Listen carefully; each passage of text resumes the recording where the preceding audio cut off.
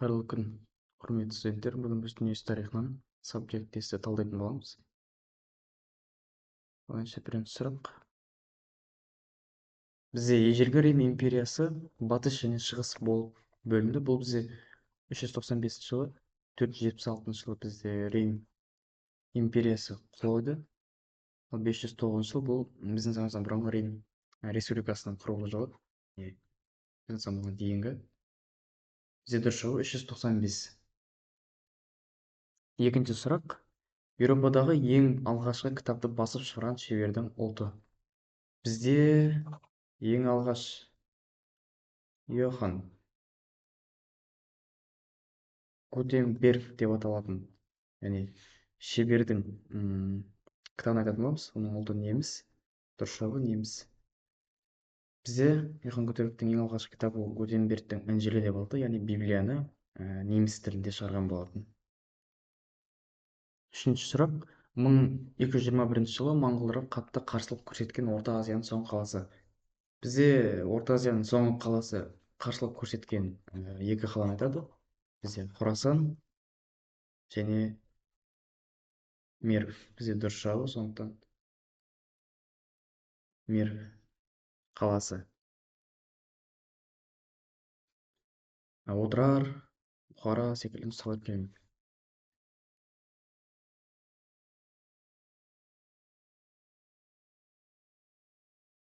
Төртінші сұрақ. 13-ші ғасырда Қытайда юан әулетінің негізін қалады. Бұл бізде Құбылай. Дұрыс жауабы Б. Бізде Мұқылай бұл Жалайыр тайпасынан шыққан батыр. Мөңке бұл нұсқаға сәйкес келмейді. Күйік хан бұл үгедейдің бірінші ұлы.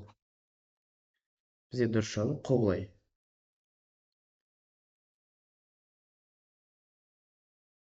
Және Құбылай 1271 жылы Қытайда юан әулетінің негізін салған болатын. Бесінші сұрақ. Испаниядағы арабтарға қарсы күрес аталды. Бізде күрес реконкиста деп аталды. Ратуша деген сол Еуропадағы ғимараттарды ратуша деп аталды. Дұрыс жауабы реконкиста, яғни арабтарға қарсы күрес. Бұл бізде 8-ші ғасырдан басталды. 8 мен 11 ғасыр аралығында. 8 мен 11 ғасыр аралығында. Бізде 8 мен 11 ғасыр аралығында испаниялықтар арабтарға қарсы күрес жүргізді, яғни діндеріне қарсы деп те айтуға болады. 6-ші сұрақ. 17-ші ғасырдың бірінші жартысындағы Францияның саяси экономикалық жағдайының нығаюына зор үлес қосқан корольдің бірінші министрі. Бізде Шарль де Голль алып тастаймыз. Бұл басқа ғасырға тиесілі. Наполеон Бонапарт бұл Францияның императоры, Жан-Поль Марат кейінгі революцияның қозғаушылардың бірі. Бізде дұрыс жауабы кардинал Ришелье. Оның министр болған кезеңдері 1624 пен 1642 жылдар аралығында. 7-ші сұрақ. 1607 жылы ағылшын отарының негізі қаланды. Біз Квебекте француздардың Канадаға Квебекті айтатын боламыз. 1608 жылы бұл. Ал бұл жерде дұрыс жауабы ағылшынның отары бұл Виргиния. Дұрыс жауабы Виргинияда. 8-ші сұрақ. 20-ші ғасырдың бірінші жартысында Америка бизнеспен айналысады деген ұранды алға тартқан басшы. Жалпы Америка президенттерін бұл кезде біз билік еткен уақыттарын жазып шығайық. Бұл жерде Орен Гардинг 1921 мен 23 жылдар аралығында, 1923 пен 1929 жылдар аралығында, Калвин Кулич, Гардинг 23 жыл аралығында, ал Герберт Кувер болса 1929-33 жылдар аралығында, яғни ұлы дағдарыс кезінде өлген еді. Бізде Америка бизнеспен айналысады деген ұранды алға тартқан бұл Калвин Кулич. Дұрыс жауабы В. Токугава әулетінің сегундары Жапонияда билік етті. Бізде Токугава әулеті 1603 пен 1868 жыл, яғни Мэйдзи уақытына дейінгі кезеңде өлген еді. Және 265 жыл. Дұрыс жауабы А. 265 жыл өлген еді. 265 жыл Жапонияда билік етті деп айтуға болады. 10-шы сұрақ, ұлы географиялық ашулар кезеңінде шыққан кеменің жүрген жерін анықтайтын аспап. Кеменің жүрген жерін анықтайтын аспап бізде астробилия. Дұрыс жауабы А. Корабль бұл кеменің түрі. Бізде дұрыс жауабы А болып табылады. Ал 11-ші сұраққа кеттік. 1532 мен 1541 жылдардың аралығында инктер мемлекетін жаулап алған және Лиме қаласының негізін қалаған кім? Педро Кабрал бұл Бразилияны ашушыларының бірі. Америка Веспуччи бұл өздері білетіндей Колумбтың артынан жаңа құрлыққа барып, соның құрметіне Америка атын берген саяхатшы Фернандо Кортес бұл ацтектер мемлекетін жаулап алушы. Бізде дұрыс жауап Франциско Писаро бұл 1535 жылы Лима қаласының негізін қалады. Инфанта Маргарита портретінің авторы Веласкес Диего. Бізде дұрыс жауабы Дюрер Альбрехт бұл 4 салт атты картинаның авторы. Микеланджелоның мүсіндері, Мойсей хал үстіндегі құл секілді мүсіндері бар. Рафаэль Сентидің Сикст Мадоннасы деген еңбегі бар. Бізде дұрыс жауабы Веласкес Диего Веласкес. 13-ші сұрақ, үлкейткіш оптикалық түтік телескоппен ең алғаш аспанға көз салған әйгілі итальян оқымыстысы. Яғни бұл Галилео Галилей. Дұрыс жауабы яғни қасындағы нұсқадағы адамдарда осы салаға қатысты, бірақ ең алғашқы телескоппен ең алғашқы аспанға көз салған бұл итальяндық оқымысы Галилео Галилей. 14-ші сұраққа кеттік. Америкадағы қант қамысын мақта, шай, кофе егетін ірі жер шаруалығы қалай аталды? Бізде метрополия келмейді, бұл жерге қатысы жоқ. Месте, ферма секілді нұсқалар дұрыс келмейді, сондықтан бізде дұрыс жауабы плантация. Дұрыс жауабы Д. Франциядағы революцияның ірі оқиғасы Бастилияның алынуы орын алды. Бізде дұрыс жауабы В. Себебі 1804 жылы Наполеон император болып жарияланды. 1814 жылы Наполеонның әлсіреген кезі. 1789 жылы 14 шілдеде Бастилия қамалының орын алуымен Франциядағы революцияның ірі оқиғасы басталды. 16-шы сұрақ, тарихта адам және азамат құқықтарының декларациясы атты құжатты қабылдаған мемлекет бізде Франция. Дұрыс жауабы Англия, Америка секілді нұсқалар. Бізде дұрыс жауабы С. 17-ші сұрақ, 1805 жылы Трафальгар мүйісінің жанында француз испан флотын талқандаған ағылшын флотын басқарды. Яғни бұл Наполеонға қарсы жаңағы Трафальгар мүйісінде өзінің су бетіндегі өзінің күшін нығайта басқан Наполеонға қарсы бізде Нельсон француз испан флотын талқандады. Дұрыс жауабы С. Адмирал Джон және Роберт секілді ағылшын флотын басқарған адамдар айтылмады, яғни Блейк деп аталатын флотын басқарған адам бар. Бұл 17-ші ғасырларда, ал бұл жерде 1805 жылы адмирал Нельсон. 18-ші сұрақ, 18-ші ғасырда Ресей және Швеция арасындағы күрес созылды. Бізде Швеция мен Ресей арасындағы соғыс 1700 бен 1721 жыл аралығында болды. Балтық теңізі бойында Швеция мен Ресейдің сол Балтық теңізіне иелік ету мақсатында болған болды. Енді бізде дұрыс жауап Д. 21 жылға созылды. 19-шы сұрақ, 19-шы ғасырда Қытайдың жабық есік саясатын қиратқан ел. Бізде дұрыс жауап Англия, яғни Апиын соғысын білесіздер, 1839 бен 42 жылы бірінші Апиын соғысы, 1856 мен 60 жылдары екінші Апиын соғысы кезеңдерінде, яғни Қытайдың жабық есік саясатын қиратқан ел бізде бұл Англия болып саналады, яғни өзінің апиындарын осы елге кіргізу арқылы. Тарихта темір канцлер атанған басшы Бонапарт емес, Петр емес, Тереза келмейді. Бізде Отто фон Бисмарк. Дұрыс жауабы Д. темір канцлер, яғни мемлекетті қан мен тер деп аталған саясатпен басқарған болатын. 21-ші сұрақ. 1858 жылы Пломбер қаласында 3-ші Наполеонмен құпия кездескен итальяндық граф. Мына маңызды сөзге қарайтын болсақ, бізде король немесе император сұрап тұрған жоқ, бұл жерде итальяндық граф сұрап тұр. Джузеппе Гарибальди, Маззини бұл революция басшылары болғанмен, бұл сұрақтың жауабына сәйкес келмейді. Виктор Эммануэль бұл бізде граф емес, сондықтан дұрыс жауабы Камило Бензо Кавор. Дұрыс жауабы А.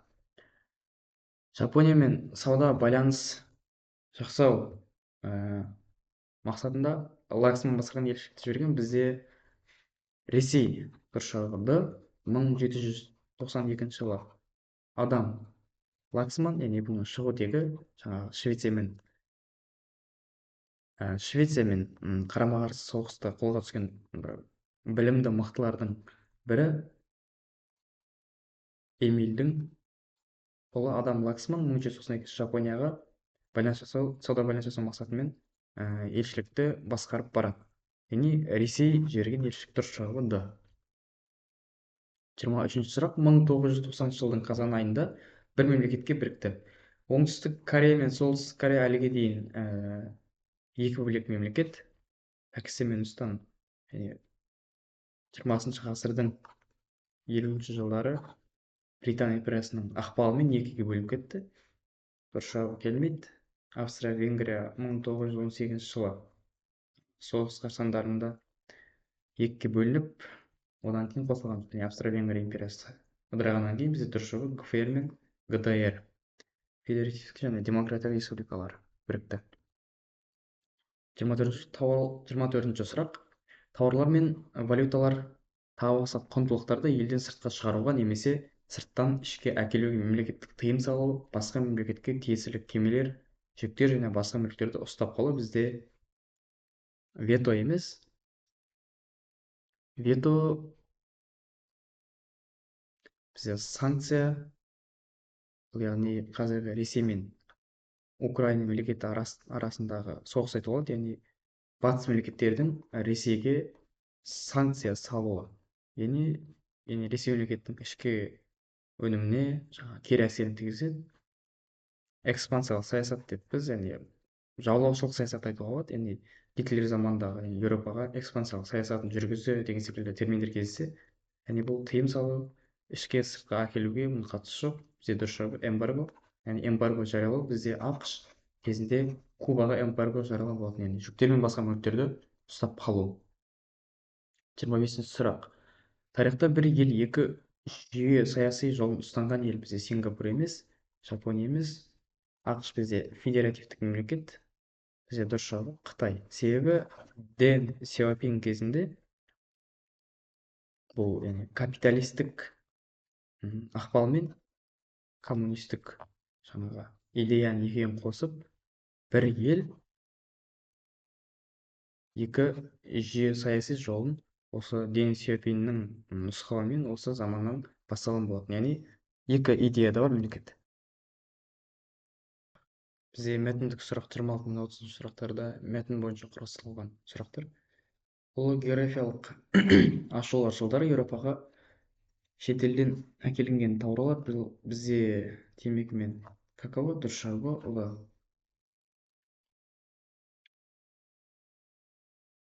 Ұлы географиялық ашулар жылдары көптеген бала шетелдік заттарды иемденіп отырды. Бізде Франция мен Англия емес, яғни олар кейінірек жаңағы 17-ші ғасырларда өзінің отарлық кезеңдерін бастағаннан кейін иемденіп отырды. Енді бізде Франция мен Англия дұрыс жауапқа келмейді. Австрия, Ресей императорлары дұрыс емес, Рим императоры дұрыс емес. Бізде дұрыс жауап Испанияның Португалия корольдері сол кезде Америка құрлықтарында өзінің отарлық саясатын жүргізіп отырды. 28-ші сұрақ. Жердің шар тәріздес екендігін дәлелдеген саяхатшы. Бізде Веспуччи емес, себебі Мартин Вальдземюллер, картограф, осы Американың құрметіне құрлықты Америка деп атауды ұсынған осы Вальдземюллер. Педро Кабрал бұл, яғни бағана айтқандай, Бразилияны ашуға қатысқан саяхатшылардың бірі. Бізде дұрыс жауап Фернанд Магеллан 19 жылы 1522 жылдар аралығында жаңағы дүниежүзін айналып өзінің Филиппин аралдарына, яғни Филиппин аралдарын осылай салатын болсақ, Филиппин аралдарының шығыс жағынан келіп, жағасына тоқтап, осы жерде жергілікті тайпалардың арасында қақтығыста қайтыс болады. 29 сұрақ: географиялық ашылу жылдары тауар өндіру жұмыстары жеделдетілді. Яғни бұл логикалық сұрақ. Географиялық ашылу жылдары тауар өндіру жұмыстары жеделдетілді Еуропада, себебі еуропалықтар басқа жерлерді отарлай алу арқылы өзінің технологияларын дамытып отырды және ішкі өнімді тауар өндіруін дамытып отырды деп айтылады. Бізде дұрыс жауабы В. Еуропада. 30 сұрақ: географиялық ашылу жылдары отарлаушы ел болды. Ашылу жылдары Америка. Дұрыс емес. Керісінше Америка отарланушы ел болды. Үндістанда отарлы ел болды. Конго кейіннен жаңағы Бельгия мемлекетінің отары болған болды. Бізде дұрыс жауабы С. Португалия.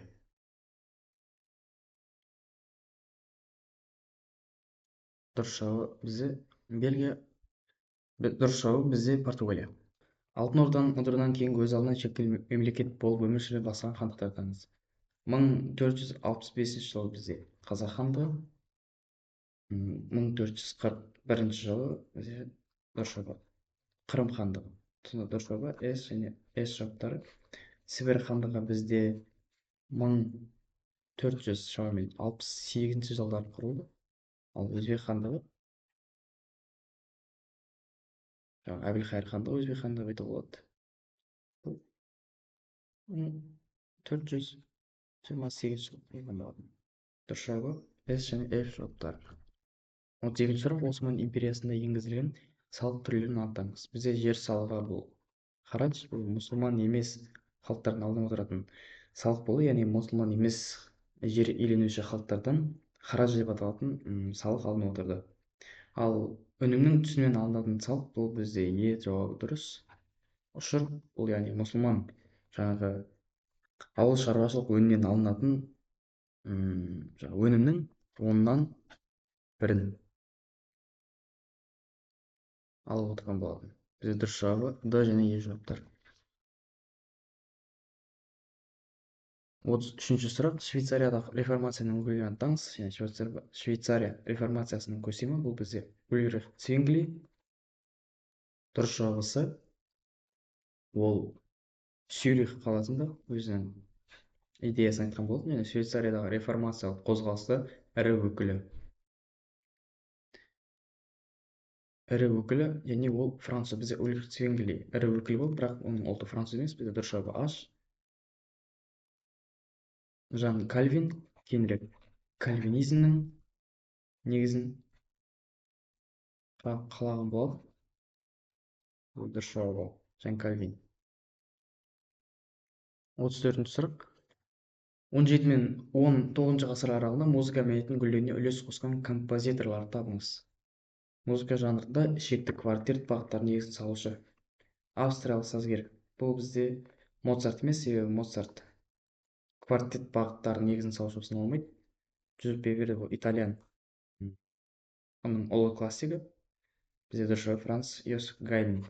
Б жауабы және итальяндық опера өнерінің ұлы классигі бұл жаңа айтқандай Джузеппе Верди, оның телаға арналған еңбегі бар. Фредерик Шопен бізде поляк, көбінде фортепиано мен қалдырған еңбектер бар. Бізде дұрыс жауабы Франц Йосиф Гайдн мен Джузеппе Верди. 35 сұрақ: 19 ғасыр Иран мен Ресей арасында жасалған келісімшарттан анықтаңыз. Дағыстан, Грузия, солтүстік Әзербайжан елдері Ресей қол астына өтті. Бізде Нанкин келісімін алып тастаймыз, себебі Нанкин келісімі 1842 жылы Англия мен Қытай арасында жасалған келісім. Және Айгүл келісімінде алып тастаймыз, себебі 1858 жылы Ресей мемлекеті мен Қытай арасындағы келісім. Бізде дұрыс жауабы Гүлістан келісімі бойынша Дағыстан, Грузия және солтүстік Әзербайжан елдері Ресей қол астына өтті. Ал шығыс Армения Ресейдің құрамына өтті. Бұл бізде Нанкин келісімі кетті. Айгүл келісімі кетті. Гүлстан келісімі, Грузия, солтүстік Әзербайжан елдері Ресейдің қол астына өткен келісім. Сондықтан біз нұсқаны алып тастаймыз. Бізде дұрыс жауабы түркменстан келісімі бойынша. Түркменстан келісімі 1828 жылы 10 ақпанда болған. Яғни Арменияның Ереван және тағы бір хандығын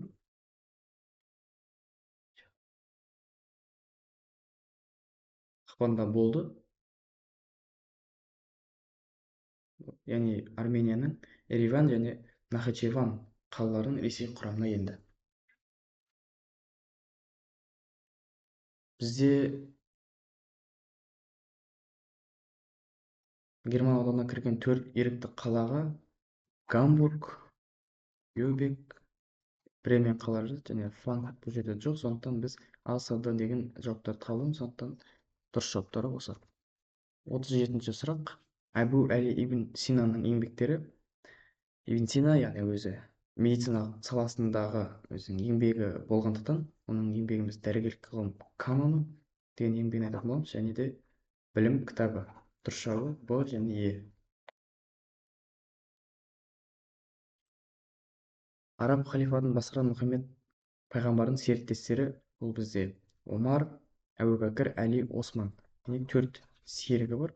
Бұл жерде Омар, Әли және Осман. А, Б, Ф жауаптары дұрыс. Қырым соғысының басталуының негізі болған осы халықтардың арасындағы саяси жағдай. Негізінен түрік және орыс мемлекеттері арасындағы саяси жағдайдың негізінен Қырым соғысының басталуына негіз болды. Дұрыс жауабы А және Б жауаптары. Келесі сұраққа кеттік. Микеланджело Буонаротидің жасаған мүсіндері бізде Жаконда бұл Мона Лиза, жаңағы Да Винчидің портреті. Құдіретті комедия бұл Дантенің толғаулы өлеңі деп айтуға болады. Бұл жерде Сикс Мадоннасы келмейді. Себебі Сантидің еңбегі. Бұл жерде дұрыс жауабы Мойсей және хал үстіндегі құл. С және Д жауаптары дұрыс. Осымен дүниежүзілік тарих бойынша сабжектісі аяқталды. Келесі кездескенше сау болыңыздар.